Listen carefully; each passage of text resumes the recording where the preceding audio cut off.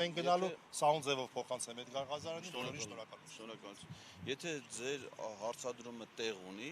նշանակում է սահմանադրական դատանի դատավորները չեն կարդացել սահմանադրական դատանի մասին սահմանադրական օրենքը։ Որովհետև այդ օրենքով ասում է, եթե դատավորը իր պաշտոնական պարտականությունների կապված խնդիրներ է տեսնում, ինքը դիմում է իրավասու մարմիններին եւ սահմանադրական դատարանին։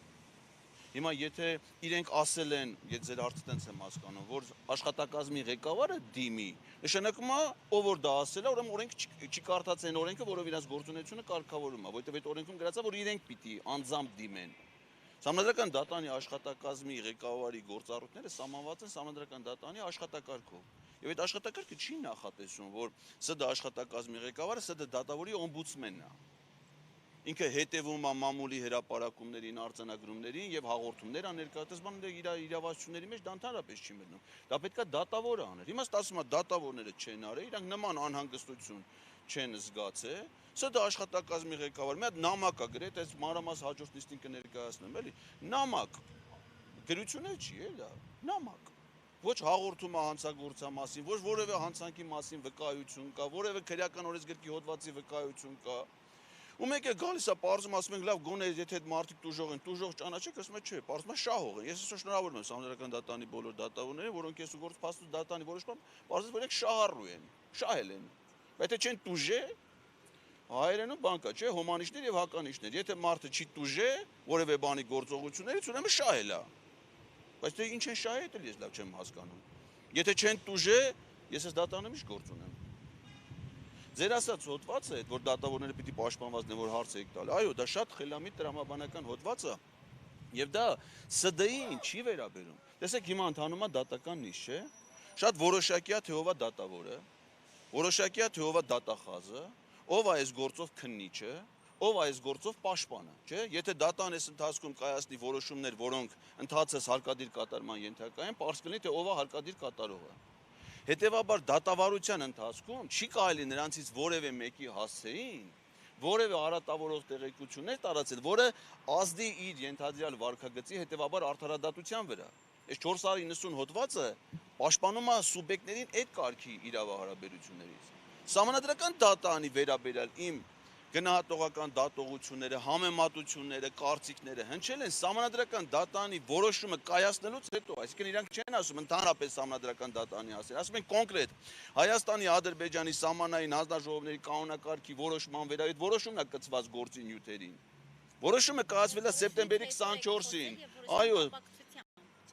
Այո, որոշումը կայացվել է սեպտեմբերի 24-ին, պաշտոնապես հրապարակվել է սեպտեմբերի 26-ին, իմ ելույթները սկսել են հոկտեմբերից։ Այսինքն վերջնական ուժի մեջ մտած, ես որևէ ձևով չեմ ազդել իրենց որոշման վրա, իրենց գործողությունների վրա, չեմ ուղղորդել որևէ ձևով, ասենք շանտաժ չի իրականացվել, ասենք եթե դու այդ որոշումը կայացնեք, ես կասեմ, որ դուք դες բաներ չի եղել, իսկ այդ հոդվածը 490-ը պաշտպանում է այդ տիպի արդարադատությունը պաշտպանում է այդ տիպի գործողություններից։ Այսինքն տեղի ունեցածը եւ հոդվածի դիսպոզիցիան իրար հետ բացարձակապես առնչություն չունեն։ Ուղղակի ինչի են ընտրել այդ հոդվածը, որովհետեւ դա նախատեսում է 5 տարվա զտազրկում։ Կամ բան։ Չեն կարալուց, դա շատ խեղճ է այս գործը, իրավական առումով չափազանց խեղճ է։ Հիմա մենք հաջորդ դատական նիստերին ես նաև տեխնոլոգիան ես ձեզ կներկայացնեմ, եթե գաք դատական նիստ, թե ինչպես է այս վարույթը ընդհանրապես գնացել, ամսաթվերով։ Ու դուք կտեսնեք, թե ինչ իրավական դատարկության հետ մենք գործ ունենք։ Կհիշեցնեք Դիլանյանի վերաբերյալ ինչ էիք ասել կոնկրետ։ Դե ինքը թող ասել, փաստորեն իրան դուր է եկել ինչ որ ասել եմ։ Մեղադրանքի մեջ կա, մեղադրանքը կտամ, որովհետև մնաց չստացվի, որ հիմա նորից հրապարակում եմ ինչ-որ բանը բռնենք, տանենք կտամ մեղադրանքը կծանոթանանք։ Ամեն դեպքում, եթե չեմ սխալվում, Վարդկան, ուզում եմ հիշել, որ հստակ լինի։ Նոր ասեցի, ոնց էր Վարդկան Ահաբեկիչ։ Հա, Վարդկան Ահաբեկիչը համարում է գնահատողական դատողություն։ Բայց դուք մտածում եք Արման Դիլանյանը չարման կապած, Կալաշնիկով ավտոմատով պիկապի բագաժնիկում նստած Վարդկան Ահաբեկիչ, խալաթով։ Ինչու է դա գնահատողական դատողություն, օրինակ։ Հա? Համեմատել եմ նրա գործողությունները Վարդկան Ահաբեկչի գործողություն։ Բայց դուք օրինակ հիմա որ լսում եք ենթադրենք ես ինչ դատավորը Վարդկա բանը մորուքով պիկապում նստած կալաշնիկով որ լսում եք Վարդկան Ահաբեկիչ տենց եք պատկերացնում։ Ինձ թվում է երկու մարդ է դες պատկերացրել։ Իմ կարծիքով բան կա, չէ, իրավաբանության մեջ կա անաչառ դիտորդ։ Ասենք բացի քննիչից ու դատախազից ուրիշ ոչ մեկը նրանց չի պատկերացրել Վարսկան Ահաբեկիչի տեսքյուն։ Բոլոր նորմալ մարդիկ դա հասկացել են որպես նրանց գործունեության համեմատություն դրա հետ։ Իսկ թե ինչու՞մ է այդ համեմատության հիմքը, ես նաև իմ ելույթներում եմ ներկայացրել։ Այսինքն օրինակ վարսկանության մասում իրանց աշխատավարձը, որը մի քանի անգամ բարձրացել է ադրբեջանա-թուրքական հեղափոխությունից հետո։ Օրինակ գիտեք, ասենք, որ հիմա Վահե Գրիգորյանը օրինակ հայտարարագրել է իր եկամուտներում ամսական 1 միլիոն 700 հազար դրամ աշխատավարձ միայն ՍԴ-ից, եւ Սահմանադրական դատան 2023 թվականին կայացրել ըստ էության ընդամենը 9 որոշում։ Այսինքն այդ մարդիկ որոշները աշխատանքի համար են փոստանում։ Պարոն Ղազարյան, ասում եք մեղադրանքը իրավական առումով շատ խեղճ է, ամեն դեպքում դատական նիստի ընթացքը հուշում է, որ դատավորը աննահանջ է, հիմա կոնկրետ միջնորդություն է մերժվել, պարզ միջնորդություն, որը որ ակնկալում էր մի քանի հարցերի պատասխանել, այս ընթացքը ինչպես պետք է գնահատել։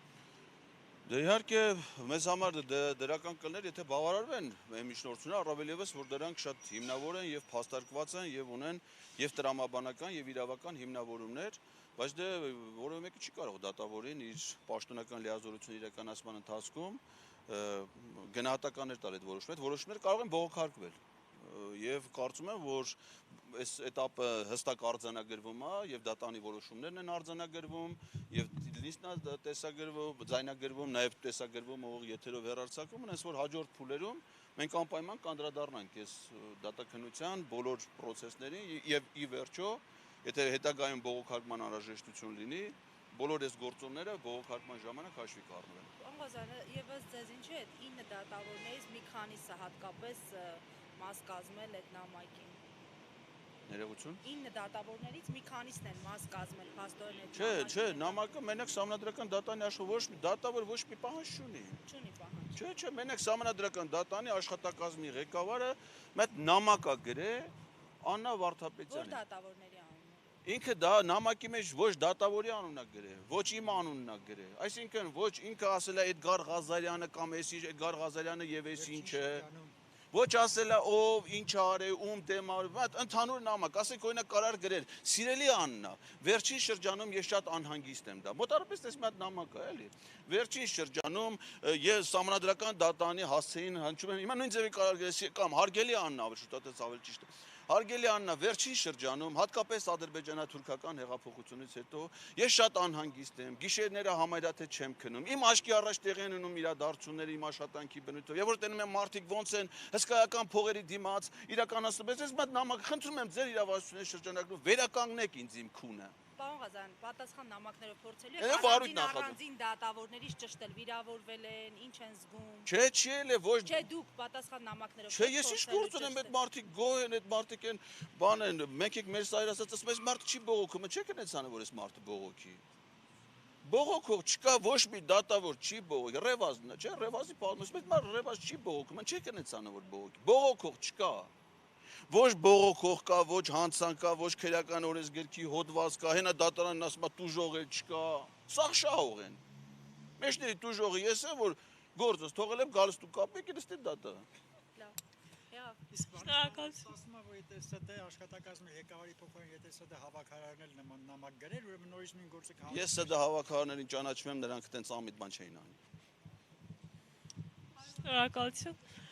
Այսքանով ավարտում ենք մեր ուղիղ եթերը Երևան քաղաքի առաջին ատյանին